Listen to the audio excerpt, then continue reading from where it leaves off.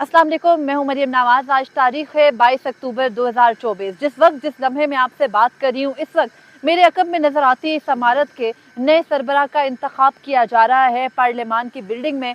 और खसूसी कमेटी जो कि 12 रुकनी कमेटी 26वीं आईनी तरमीम के बाद क़याम अमल में आई, वो पाकिस्तान के 30वें चीफ जस्टिस का इंतखाब कर रही है।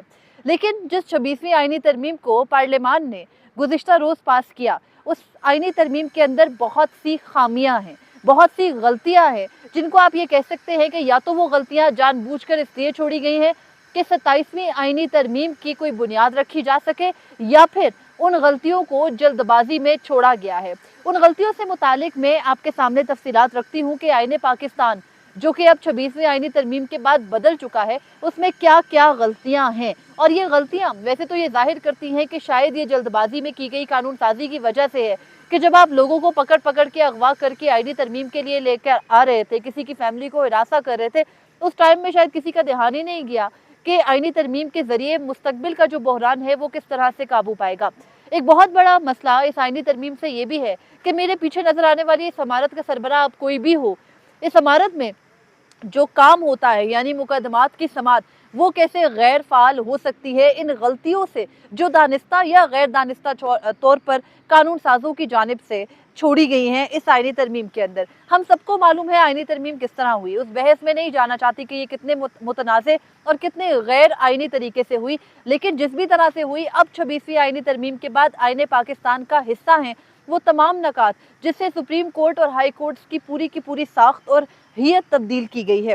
सबसे पहले ये कि दो जो इसमें अमेंडमेंट्स बहुत खास हैं, खास तौर पर जो सुप्रीम कोर्ट को लेकर के हैं। एक आर्टिकल 175A में जिसके तहत जुडिशल कमीशन बनेगा, जिसके तहत आईनी बेंच बनेगा, और फिर 191A जो कि बिलखसूस आईनी बेंच के हवाले से है। उनमें क्या क्या गलतियां हैं जिनकी वजह से गुज़िश्ता रोज से आवाज़ें उठने लग गई हैं। लेकिन हमने आपको जिस वक्त अभी ये तरमीम पास भी नहीं हुई थी, सेनेट ऑफ पाकिस्तान से पास हुई थी, उस वक्त भी ये बताया था कि इस आईनी तरमीम के जरिए क्या क्या गलतियां क़याम अमल में आ रही हैं।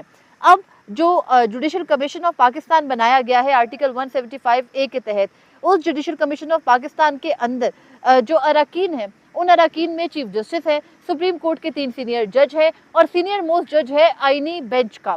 उसके अलावा हमें पता है कि 4 मेंबरान पार्लियामेंट से हैं, एक अटॉर्नी जनरल है, एक लॉ मिनिस्टर है और उसके अलावा एक बार के नुमाइंदे हैं।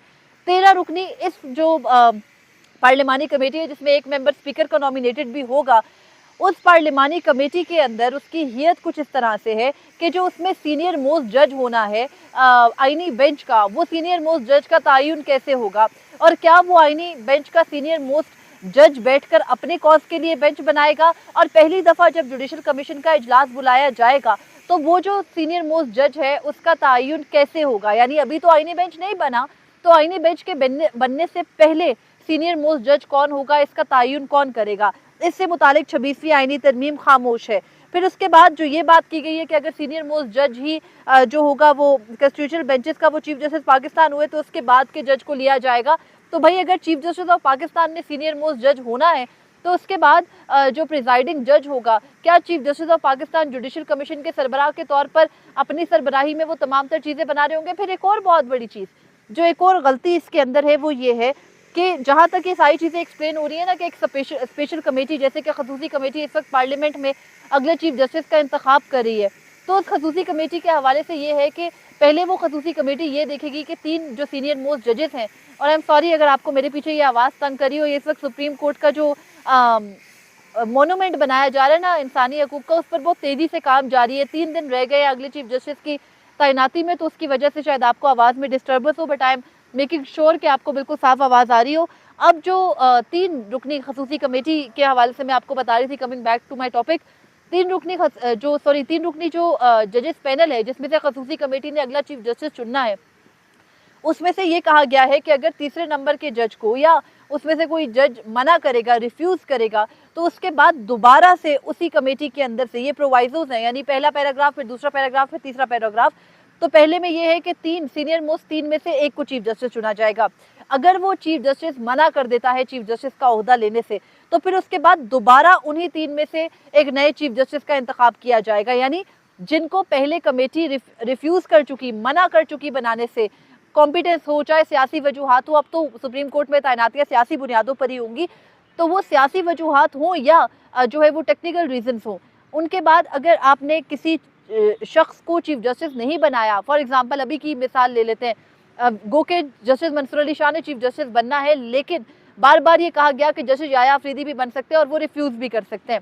अगर जस्टिस याया अफरीदी को बनाना है, जो कि सीनियरिटी में तीसरे नंबर पर है, तो फिर जस्टिस याया अफरीदी को बनाने के बाद आप जो पहले दोनों जजेस को छोड़ रहे होंगे, यानी जस्टिस मुनीब अख्तर या जस्टिस मंसूर अली शाह, जैसा कि कहा जाता है कि अगर जूनियर जज को बनाया जा रहा है तो इखलाकी तौर पर उन जजेस को तो सुप्रीम कोर्ट का जज भी नहीं होना चाहिए कि भाई जो चीफ जस्टिस बनने के काबिल नहीं है वो सुप्रीम कोर्ट का जज रहने के काबिल भी नहीं है।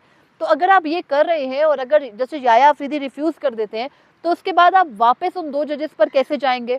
क्योंकि आप तो ऑलरेडी उन जजेस के नाम को रिजेक्ट कर चुके हैं। इसका इजहार गुज़िश्ता रोज़ राना सनाउल्लाह ने भी किया, और ये वो गलती है जो दानिस्ता या गैर दानिस्ता तौर पर आईने पाकिस्तान के अंदर शामिल की गई है 26वीं आईनी तरमीम की सूरत।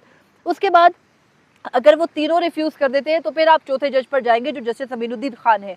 तो ये पूरी सिनारियो मैं तो अभी इन जजेस की मिसाल इसलिए दे रही हूँ कि ये एग्जाम्पल दे के समझाने की कोशिश कर रही हूँ कि ये दानिस्ता या गैर दानिस्ता तौर पर गलती छोड़ी गई है आईनी तरमीम के अंदर। उसके अलावा ये कि जहाँ जहाँ आप इनके रूल्स पढ़ें मजीद के, अगर जो कमेटी की मीटिंग है खसूसी कमेटी की, वो तो अभी इस वक्त हो रही है, वो इन कैमरा होगी, ठीक है, ये सारे अल्फाज हो गए। उसके बाद हाई कोर्ट्स के लिए ये डिफरेंट है क्राइटेरिया, वो हम आपको फ्रॉम कोर्ट रूम नंबर 1 की अपनी जो वीडियो है उसमें आपसे कुछ देर बाद तफसील से बताएंगे कि हाई कोर्ट के हर सूबाई सतह पर जो हाई कोर्ट है उसको किस तरीके से गैर फ़ाल करने की ये कोशिश है, क्योंकि ये मैं अभी सुप्रीम कोर्ट की वर्किंग का बता रही हूँ। अब गैर फ़ाली की मैं बात क्यों कर रही हूँ? गैर फ़ाली की मैं बात ये कर रही हूँ कि आर्टिकल 191A के तहत एक आईनी बेंच बना दिया गया है, और वो आईनी बेंच क्या करेगा? सुप्रीम कोर्ट की ओरिजिनल जुरिस्डिक्शन को एक्सरसाइज करेगा 184(3) की। वो आईनी बेंच बैठकर जहां भी कहीं पर आईनी मुकदमात होंगे या जहां पर भी आइन की तशरीह का मामला होगा वो आईनी बेंच देखेगा।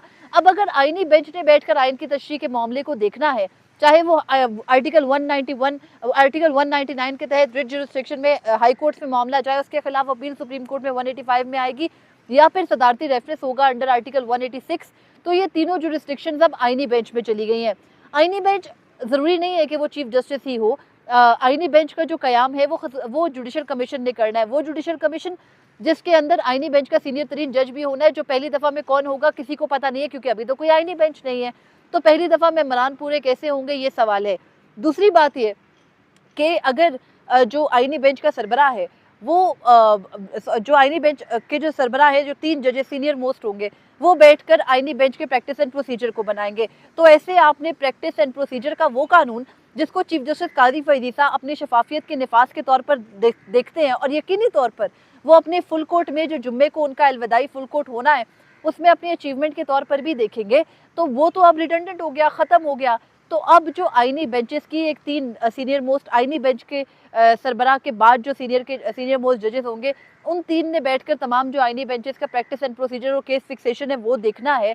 तो फिर उसके बाद जो बात मैं करी थी कि आपने सुप्रीम कोर्ट को गैर फाल किस तरह कर दिया, वो इस तरह कर दिया कि सुप्रीम कोर्ट में जो इस वक्त 61,000 के लगभग मुकदमात जो ज़ेरे इल्तवा है, उनमें से 50 से 55,000 में, ये बात आपको डेटा की बुनियाद पर कह रही हूँ कि कम अज़ कम इतने मुकदमात आईनी नोयत के हैं। अगर कोई रेंट का केस भी आता है, अगर किसी शख्स के जो नॉर्मली फॉर एग्जांपल मेरा आपके साथ कोई इख्तिलाफ है, इस किस्म के केसेस भी आते हैं, तो वो केसेस भी उनमें आइन की तशरीह हो सकती है, और आइन की तशरीह की वजह से वो आइनी मुकदमा हो सकता है। अगर आइनी मुकदमात को बैठकर आइनी बेंच की जजेस ने सुनना है, तो सुप्रीम कोर्ट के बाकी जजेस क्या करेंगे? यानी अगर आप 5, 8 या 10 जजेस को आइनी बेंचेस के जजेस नॉमिनेट कर देते हैं और बाद में वो बदल बदल के कम अज़ कम 5 रुकनी बेंच बैठकर सुनता है, तो उसके बाद क्या होना है?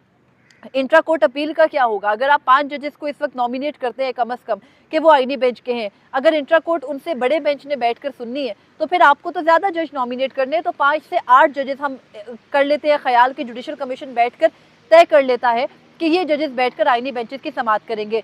तो आईनी बेंचेस में समाअत करेंगे, तो आईनी बेंचेस कौन कौन से मुकदमात को आईनी तसव्वुर करेंगे, कौन कौन से को नहीं करेंगे?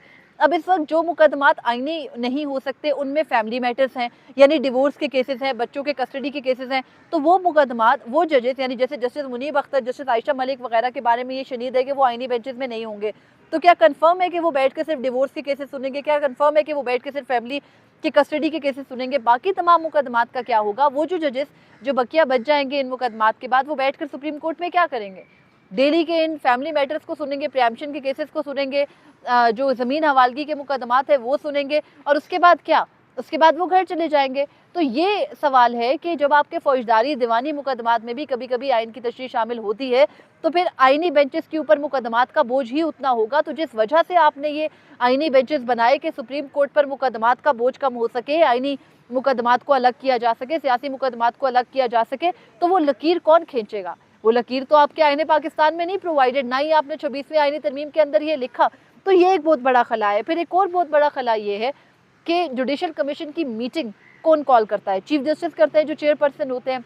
अगर चीफ जस्टिस प्रिजाइडिंग जज भी हैं, यानी वो आईनी बेंच के सरबराह हैं और ये समझता है जुडिशल कमीशन की उनको होना चाहिए, तो उनकी अदम मौजूदगी में कौन चेयर करेगा जुडिशल कमीशन? ये एक और सवाल है। तो ये वो सारे लूप होल्स हैं। अब देखिए, supreme court practice and procedure redundant हो गया, जुडिशल कमीशन की साख्त पर सवाल है, जुडिशल कमीशन का इजलास कौन बुलाएगा, उसके मेंबर्स नॉमिनेट होंगे, उसके बाद उसका एजेंडा बनेगा, उसमें मुकदमात जाएंगे। लेकिन ये सब कुछ तब होना है जब आपने वो जज नॉमिनेट करना है। जब वो जज नॉमिनेट नहीं है, अगर वो चीफ जस्टिस भी होता है या वो चीफ जस्टिस के बाद चौथे पांचवें नंबर का जो आपने लिखा हुआ है सीनियर मोस्ट जज होता है, ये जो आईनी बेंच है इसका भी, तो वो कौन तय करेगा? और अगर वो जज होगा तो क्या हर मर्तबा आप उसको कमेटी में निकालेंगे? ये वो सारे लूप होल्स हैं जो इस 26वीं आईनी तरमीम में हैं। फिर एक और बहुत बड़ा मसला ये है कि 26वीं आईनी तरमीम के अंदर comma, full stop, etcetera, punctuation marks नहीं है, जिनकी वजह से किसी को समझ नहीं आ रही कि क्या तरीक़ेकार होगा। कुछ हुकूमती ओहदेदार भी ये दावा करते हैं कि उनसे बहुत बड़ी गलती हो गई है इस ज़िमन में कि जो 3 रुकनी जजेस में से लगना है, उसमें से आपको बाद में दोबारा वही उन्हीं 3 में से किसी एक जज का इंतखाब करना पड़ेगा सीनियर मोस्ट में से। तो ये गलती क्या करवाई गई है या खुद की गई है? अभी मजीद गलतियां पॉइंट आउट हो रही है। मैं अभी आपको इनिशियल जो इस वक्त की गलतियां वो बता रही हूँ, मजीद गलतियां भी मैं आपके सामने रखूंगी। लेकिन बार बार जब आप इस आईनी तरमीम का गजट नोटिफिकेशन के बाद जो एक ड्राफ्ट, बल्कि अब जो आईनी तरमीम सामने आई है उसको पढ़ें तो आप उसमें गलतियां पॉइंट आउट कर सकते हैं। तो अब एक बहुत बड़ा सवाल यही पैदा होता है कि क्या सुप्रीम कोर्ट को डिसफंक्शनल करने का जो ये पूरा तरीक़ेकार था, ये दानिस्ता तौर पर बनाया गया या गैर दानिस्ता तौर पर बनाया गया? अगर तो दानिस्ता तौर पर बनाया गया तो क्लियरली ये ग्राउंड रखा गया है कि 26वीं तरमीम में रद्दोबदल के लिए, क्योंकि आईने पाकिस्तान में एक कॉमा, फुल स्टॉप ऐड करने के लिए भी आईनी तरमीम करनी पड़ती है। तो क्या जानबूझकर 26वीं आईनी तरमीम में इतनी गलतियां छोड़ी गई हैं कि 27वीं आईनी तरमीम हो सके, या फिर ये गलती से हो गया है? जिस भी सूरत हुआ है, 27वीं आईनी तरमीम की बुनियाद रख दी गई है और फिर 27वीं आईनी तरमीम के जरिए ये कहीं से बईद नहीं है कि अभी जो आप सारे फैसले अपनी मर्जी के कराओगे, क्योंकि आपने पूरी अदलिया को फौजी इस्टेब्लिशमेंट के मनहूने मिन्नत कर दिया है,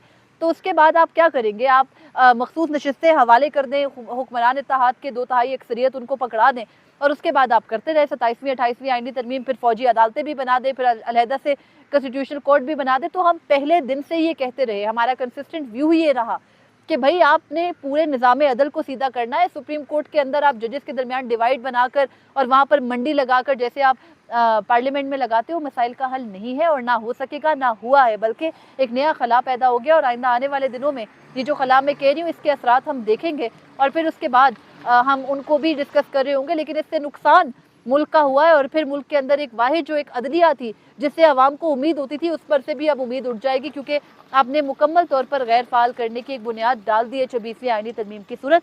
मैंने वजूहात आपके सामने रखी, मजीद भी शेयर करूंगी। चीफ जस्टिस का इंतखाब हो जाएगा तो मजीद आपके सामने तफसीलात रखूंगी। अब तक के लिए इतना ही था, मुझे इजाज़त दीजिए।